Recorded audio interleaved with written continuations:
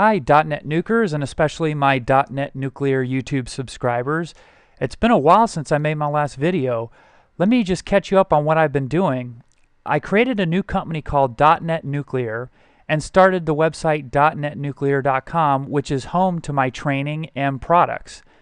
In this video, I'm going to give a rundown of my new product, Intensity Slider, from both functionality perspective and the code perspective.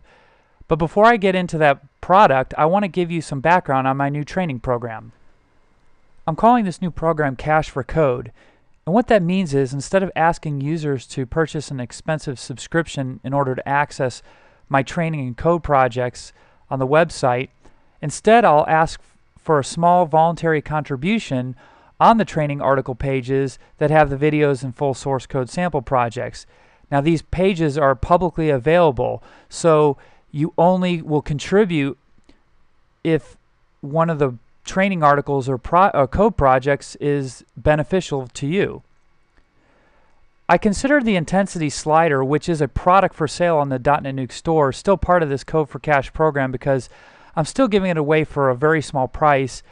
It's only $30, which again gives you this full source code project, unlimited use of the slider module because there's no licensing, and limited support on my forums.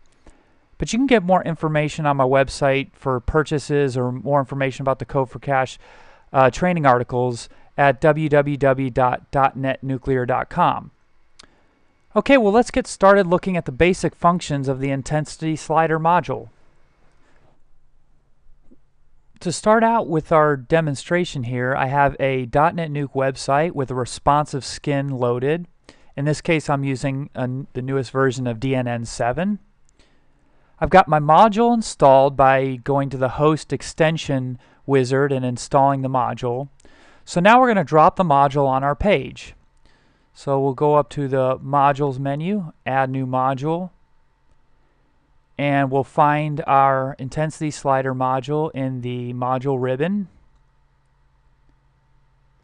Here it is, and then we'll drag it onto the page until we see it land on the content area. Now what we're going to do is we're going to add our first slide, and I do this by clicking the pencil or highlighting the pencil, clicking Manage Slides. And you can see this is our slide manager, and we have no slides yet. So we'll click the Add Slide button. And this is a very simple user interface. We'll just start out by just clicking on the big Browse or Upload button, and we'll select our image, and then we'll click Save Changes. We'll see it appear in our manager, and then we'll go return back to the slider. And so now we have our first image. You notice that the image occupies the full width of the container area. This is what makes this responsive.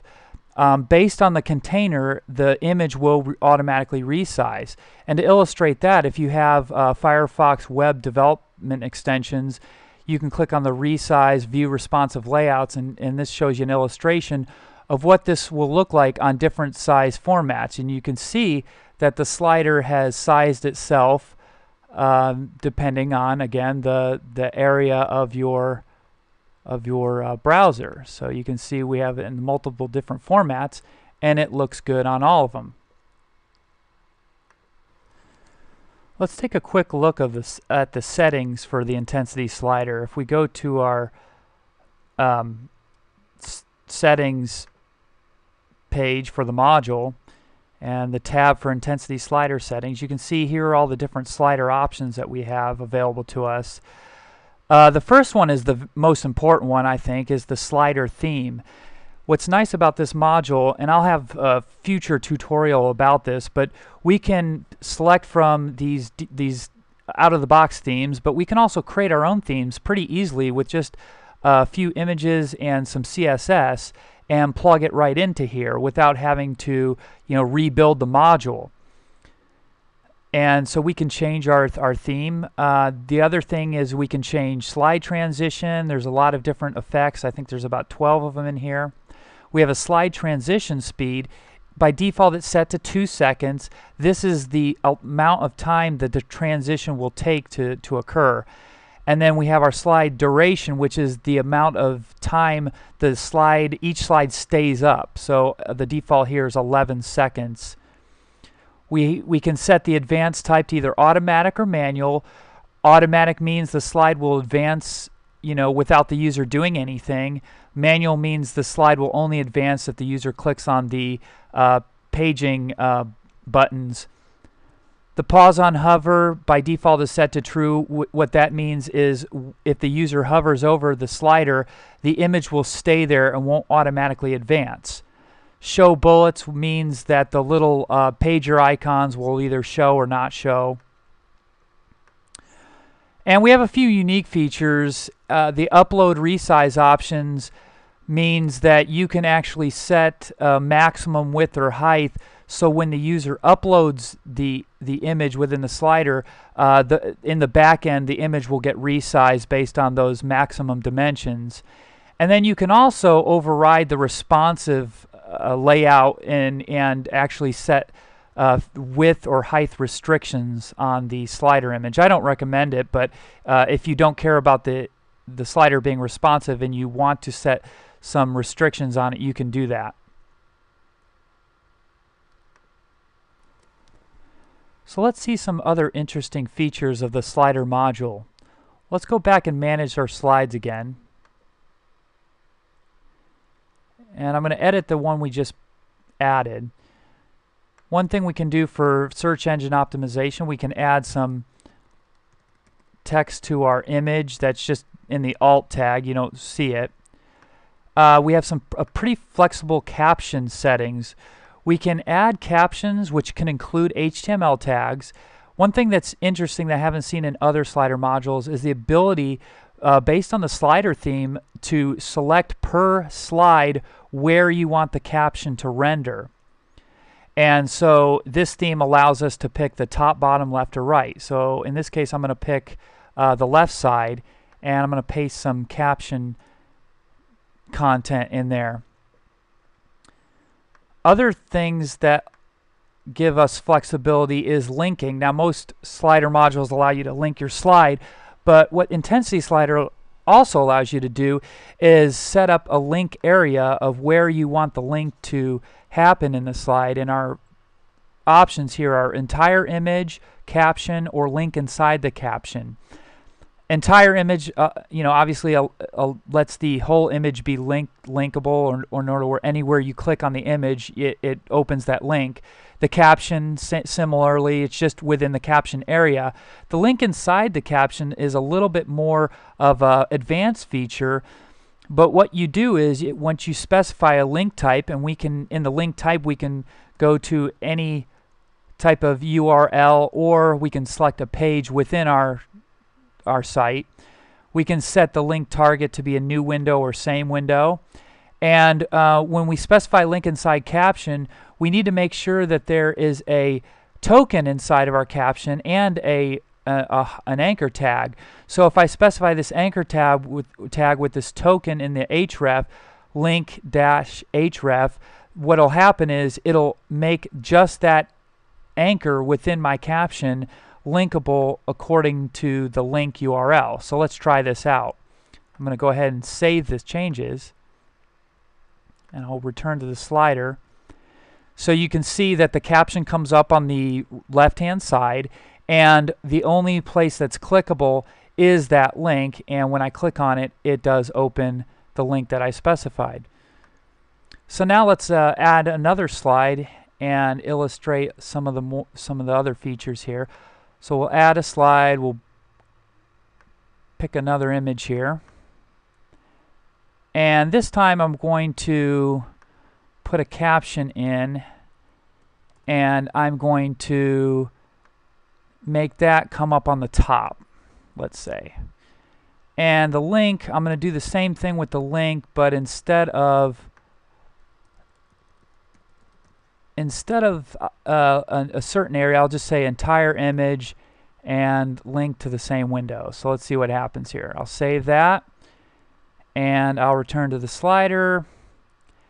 So now you can see, now that we have multiple slides, let me get out of edit mode here. Now that we have multiple slides, when I hover over, you can see that there's some navigation arrows to go from slide to slide.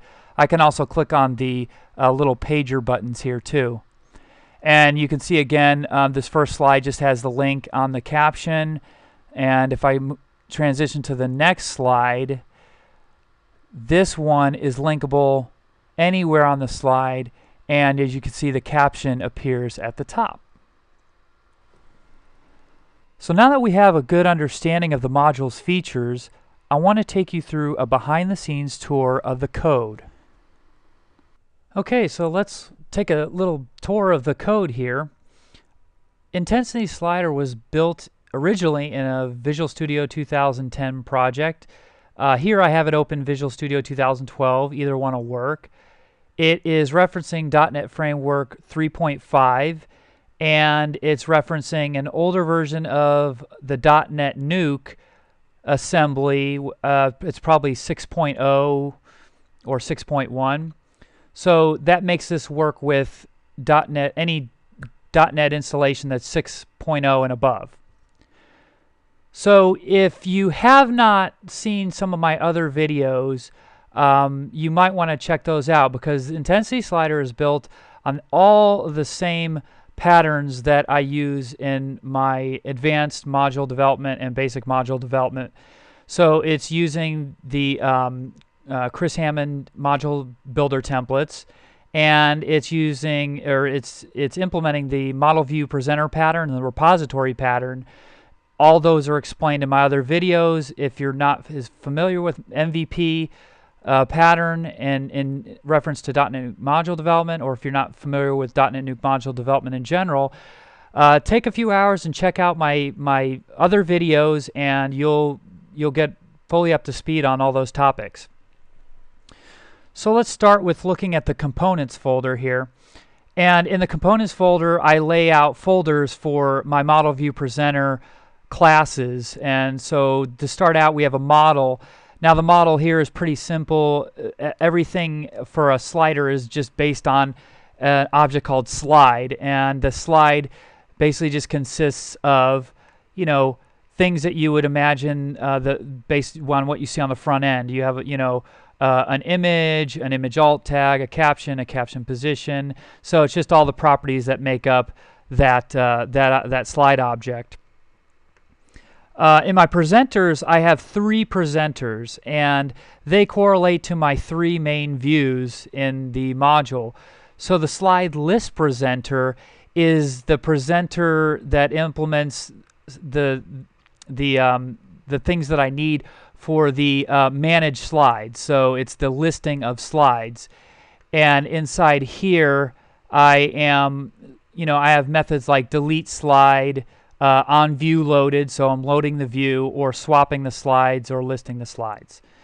The slide presenter is singular. This is just for the add edit slide.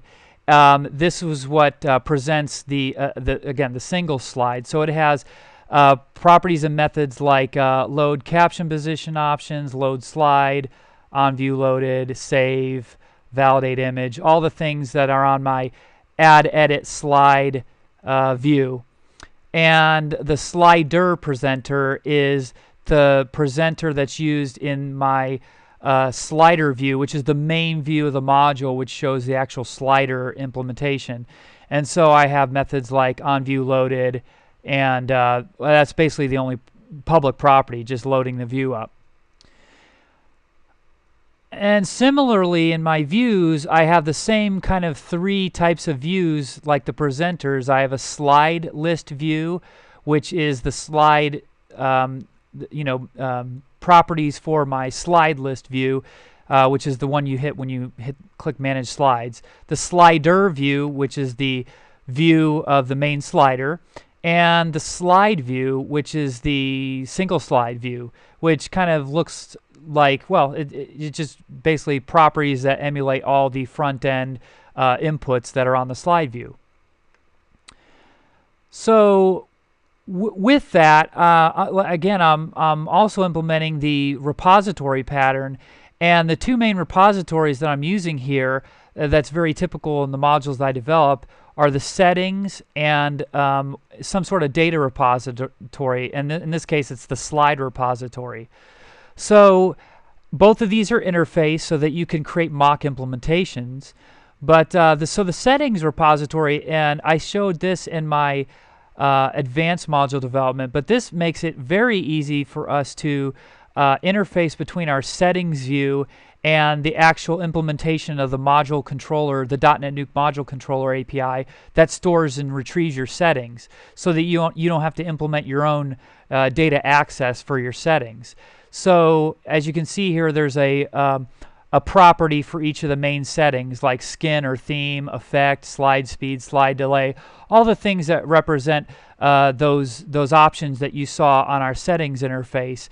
What's nice about this is simply by getting or setting of this property, it will read or write the setting to the DotNetNuke API, and so you don't need to worry about all those implementation details. You just use this repository in your settings interface to retrieve or set the settings. Then in the slide repository, this is our main data repository, very similar to how we did in advanced module development. This is the one we'll use to do all the main data access type functions. So we have a couple get slide methods. They're overloaded to do a few different things. One thing to note here is you'll notice that this get slide method returns a model slide, and this one returns data model slide. So I have essentially two different things that are very similar. I have a slide model, which I showed you earlier. I also have a data slide, which is my entity framework model of the data version of that slide. For two very just slightly different things, and I'll show you that when I show you the entity framework. And I have some methods in here like get slide list, add slide, just all your CRUD operations: create, read, delete, update, reorder slide, swap slide, update slide, all the typical things. It's all implemented with entity framework. So moving along with that, we have our data folder, which contains my entity framework model. And here it's just a simple model. It's just a slide. So we have one table that represents the slides. And with a slide, we have a slide ID and a module ID. So this is what allows us to drop the module on the same page multiple times or on different pages throughout your site. And all your slides are stored in the table, but they're indexed by that module ID so that they're only shown to the front end for that given module. Again, this produces a data model slide. I have a function in my repository that converts that to a model slide. And really the only difference is in the data, I'm storing a file ID that represents the file that's the image for that slide. And in my main model, I'm just converting that file ID to an actual object image. And so it makes it a little bit easier when I consume that data in my interfaces. So now that we have our back-end code, business logic, and data logic, I'll show you real quickly our view logic. So again, with .NETNuke, our views are simply user controls, .NET user controls. They implement portal module base. And I'll start with the bottom. I have this view ASCX, which is our main slider view. So this is our default view. It implements the slider view, which I showed you before, and portal module base, because it's a .NETNuke module view. And this is what actually implements, the showing of that jQuery slider module. Then we have our settings view, which is our settings, or our module settings.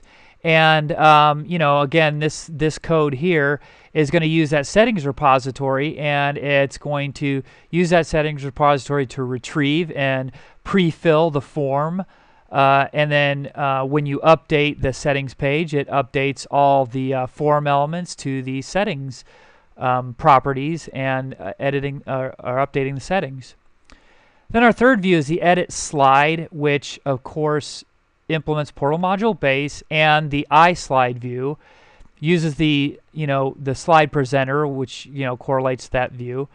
And this is the one that does all the, presents the view of our add edit slide. So as you can imagine, we have to implement the all the caption properties, the link properties, the image properties, and the loading and the rendering and saving of that data. And then finally, actually, we have a couple more things. We have the upload ASHX. This is just a handler that takes care of our AJAX upload that is triggered from our add edit screen. So just a nice nifty little handler which takes care of the upload and the resizing of our images. And then finally, we have our manifest file. This is required by DotNetNuke in order to properly install this on the user's installation.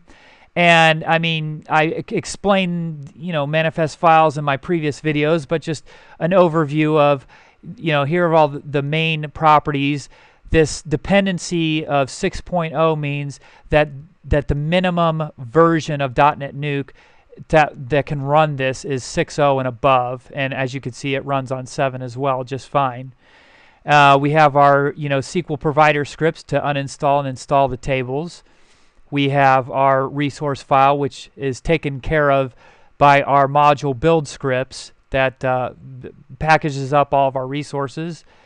And then we have our 4 module views, the 3 main views plus our settings. So we have the view here, which is a control type view. We have our manage slides control, which is again a control type view. Because it doesn't pop up into the edit dialog. And then we have our edit slide control, which is a control type edit that pops up into the DNN pop-up for editing. And then we have our settings, which is our slider settings. And we have our single module assembly. And that is about it. Well, that wraps up the tour of the intensity slider module.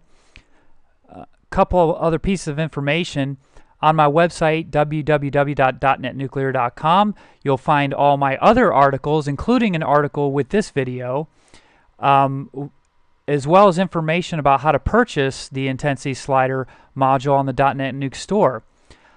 Anytime you click on an article, you'll see with the learning articles with the light bulb icon. At the top section, you have an opportunity to tweet about it. You have an opportunity to share it on Facebook or on Google+, or you can comment on it right there on the website. I'd love to hear from you. Also, to keep in touch and find out about any new articles or products that I come out with, please follow me on Twitter, and that's the best way to do it. If you go to my contacts page on my website, you can see on the right-hand side links where you can follow me on LinkedIn, Twitter, Facebook, or Google+. So again, I'd love to hear from you, and can't wait to talk to you next time.